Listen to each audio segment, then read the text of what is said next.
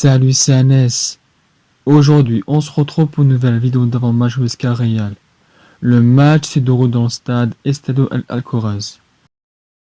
Huesca cherche toujours à quitter la dernière place, tandis que le Real doit se relancer après sa dernière défaite. De retour en Liga l'été dernier, après avoir passé un an à l'étage inférieur, Huesca pourrait bien de nouveau couler en fin de saison et retourner en deuxième division. Et la tendance n'est pas à l'optimisme pour les premiers qui sont bons derniers du classement avec 16 points pris en 21 rencontres. En revanche, après avoir perdu deux rencontres, le Betis 2-0 et Getafe 1-0, les Azulgrana se sont révoltés en faisant match nul contre Villarreal 0-0, puis en allant s'imposer à Valladolid 3-1 le week-end dernier. En face, le Real a sans doute fait une croix sur ses espoirs de conserver son titre, difficilement obtenu l'an passé dans sa lutte face au Barça. En effet, les Merengues ne sont qu'au 3e du classement avec le même nombre de points que le Barça et comptent 10 points de retard sur l'Atlético qui compte pourtant un match de moins.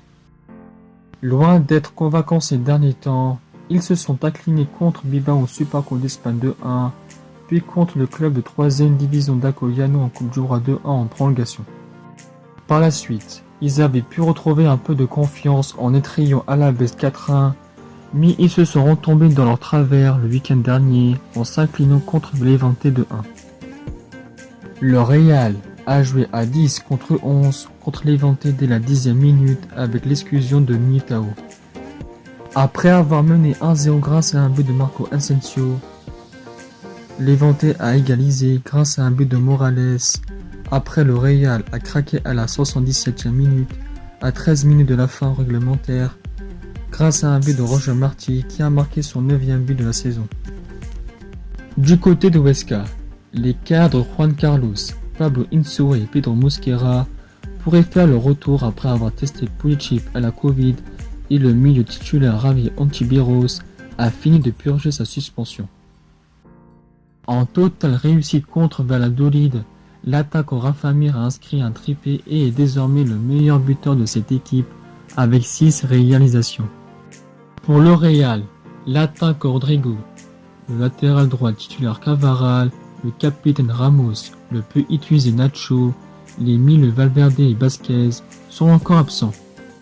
Enfin, le défenseur brésilien Militao sera suspendu après avoir été expulsé contre les Levante et Eden Hazard a rechuté. C'est la 10e blessure pour lui depuis son arrivée au Real.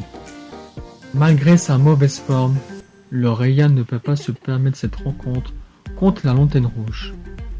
Victoire 3-0 du Real. Le Real peut y gagner ce match et revenir à 7 points sur l'autre madrilène.